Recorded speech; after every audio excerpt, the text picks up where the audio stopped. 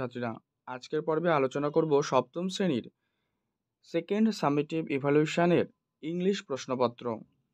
এর প্রশ্নপত্র তোমাদের সামনে আলোচনা করব এবং কয়েকটি উত্তর আজকের পর্বে বলবো। আর এছাড়া এখানে আগে ডিটেলসটা বলে দিই, তোমাদের কিন্তু 25 মার্কসের এই প্রশ্নপত্র রয়েছে, যেখানে প্রশ্নপত্রেই তোমাদেরকে কিন্তু উত্তরগুলো লিখতে হয়। সেখানে সময় তোমাদের কিন্তু 50 মিনিট রয়েছে। আর এই যে প্রথম যে বক্সটা রয়েছে, এখানে কিন্তু তোমাদের নাম লিখতে হয়, আর এখানে সেকশন, আর এখানে রোল নাম্বার। তো প্রথমেই তোমরা একটা প্যারাগ্রাফ দেখতে পাবে। এই যে প্যারাগ্রাফ দেখতে পাচ্ছ, এটা তোমরা ভালো করে আগে পড়ে নেবে, একবারের জায়গায় প্রয়োজনে দুবার পড়বে।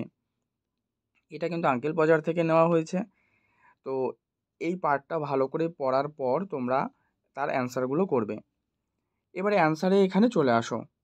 অ্যান্সারের এখানে দেখো রয়েছে answer the questions given below, 2 গুণ 4 8, মানে 4টি প্রশ্ন রয়েছে 2 মার্কস করে, তাই 8। তো প্রথম প্রশ্ন, what would Aunt Maria mildly observe.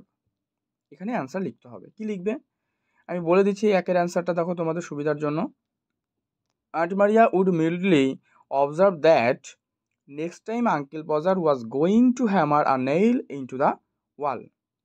ওকে, এটা ফার্স্ট কোয়েশ্চেনের অ্যান্সার। 2 নম্বর, what would Uncle Podger reply picking himself up. দেখো এই যে প্রশ্ন রয়েছে, তিনি what was the result of the second blow, এগুলো আমি অ্যান্সারগুলো বলছি না, কারণ এটা বললে পর্বটা অনেক বড় হবে। আর তোমরা টেলিগ্রাম চ্যানেলে যুক্ত হও, তার লিঙ্ক ভিডিও ডেসক্রিপশন বক্সে দেওয়া রয়েছে, সেখান থেকে তোমরা জয়েন হয়ে যেতে পারো। আর উত্তরগুলো প্রয়োজন হলে কমেন্ট করো, আমি টেলিগ্রাম চ্যানেলে দিয়ে দেবো, তোমরা সেখান থেকে কিন্তু দেখে নিতে পারবে। ঠিক আছে, তো এরপরে দেখো 4 নম্বর রয়েছে, what arrangements would Aunt Maria make.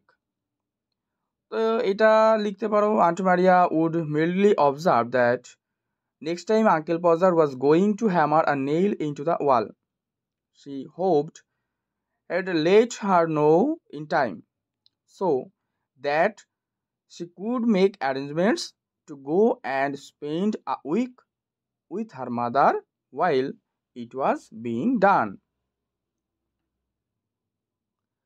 তো এরপরে তোমাদের যেটা রয়েছে দেখো, যে select the appropriate words to complete the following sentence.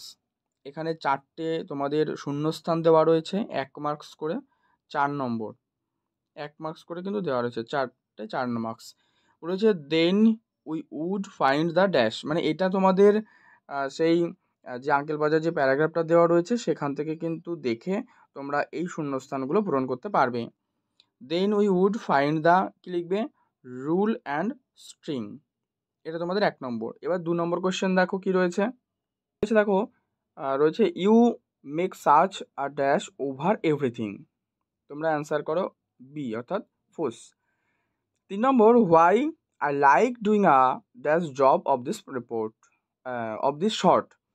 তো এক্ষেত্রে উত্তর করবে 3 দাগের ক্ষেত্রে করবে যে লিটিল।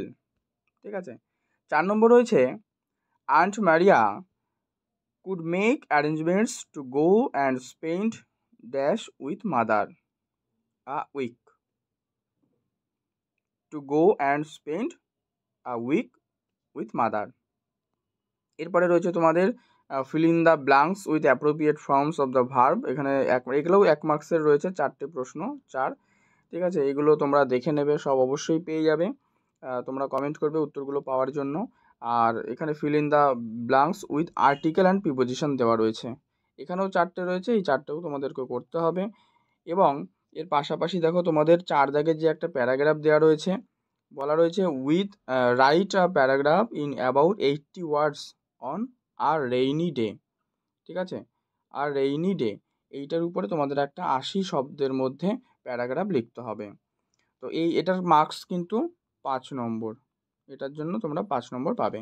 তো এই হচ্ছে তোমাদের আমি সমস্ত প্রশ্নপত্র নিয়ে আলোচনা করলাম। পর্ব ভালো লাগলে লাইক করো, শেয়ার করো, আর চ্যানেলে নতুন হলে অবশ্যই চ্যানেল সাবস্ক্রাইব করে পাশের বেল বাটনটি অল করে রাখো।